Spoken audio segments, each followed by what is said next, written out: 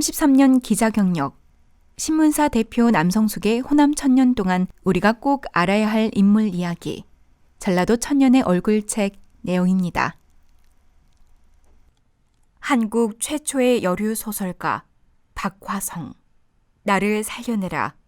죽음을 목전에 둔 혼수의 늪 속에서 인간은 가장 의미 있는 말을 하고 싶어 한다.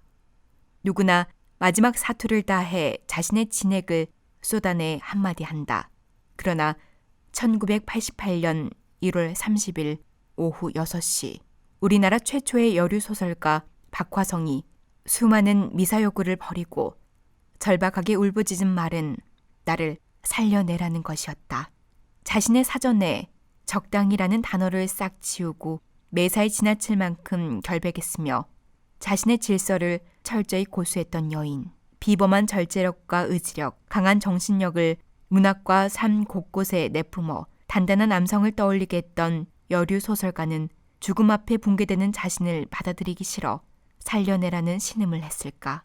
그것은 예견하지 못한 인간의 나약함을 시인한 말이 아니라 삶을 포기하기 싫다, 죽음을 극복하고 싶다라는 삶과 죽음의 깊은 철학을 농축해낸 가장 솔직한 유언이었을 것이다. 여성이면서도 여성적이라는 틀을 깨고 대담하고도 진솔하게 현실을 파악하고 일제로부터 짓밟혔던 참담한 이웃의 삶과 아픔을 감싸 안아 민족의 순환사를 용기 있게 조준했던 소영 박화성. 한국 현대문학의 1세대로 우리 곁에 20편의 장편소설과 100여 편의 단편소설, 500여 편의 수필과 시를 곱게 남겨놓고 정갈스럽게 혼탁한 이 세상을 비웠다. 그녀는 영광을 떠올릴 때면 그녀를 문학의 길로 인도해준 월북 시인 조은과 황금색의 은행잎이 비처럼 흩뿌려지는 늦가을에 영광중화권이 눈에 선하다는 말을 자주 했다고 한다. 또한 인생의 고향 광주를 생각하면 북문박 교회에서 부녀야학 교사로 활동했던 고생스러웠던 나날들이 잊혀지지 않는다고 회고한 적이 있는 그녀.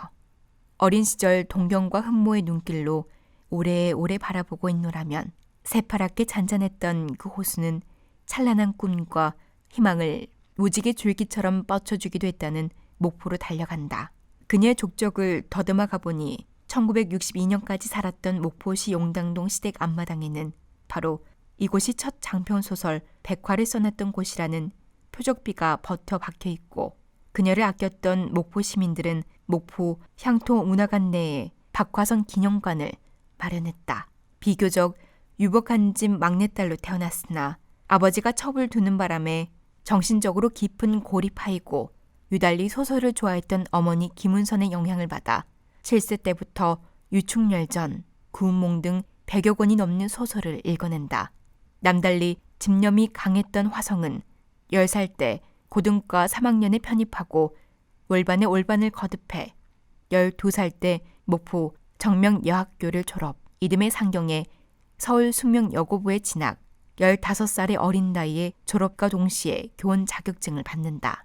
본격적으로 문학을 시작한 것은 영광중화권 교사 시절 천안공립보통학교에서 잠시 근무한 뒤 영광으로와 동료 교사인 조은을 만난다. 그에게서 소설 쓸 것을 권유받고 1923년 21살 때 최초의 단편소설 팔삭동을 자유예원에 발표하고 추석 전야를 조은 시인이 그 당시 계룡산에 내려와 요양하던 춘원 이광수에게 보임으로써 조선문단의 추천을 받게 된다.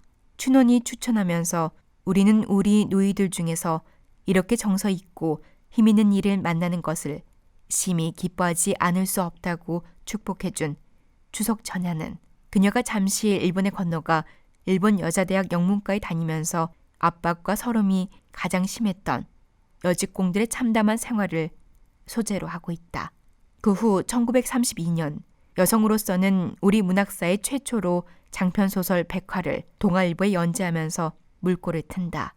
이 작품은 비단 여성 작가 최초의 장편인 것에 의의가 있을 뿐 아니라 한 여성의 불행이 민족의 불행과 유기적으로 연관되어 있다는 역사의식을 뚜렷이 제시한 점에서 역사소설의 문학성을 높여주었다는 평을 듣고 있다.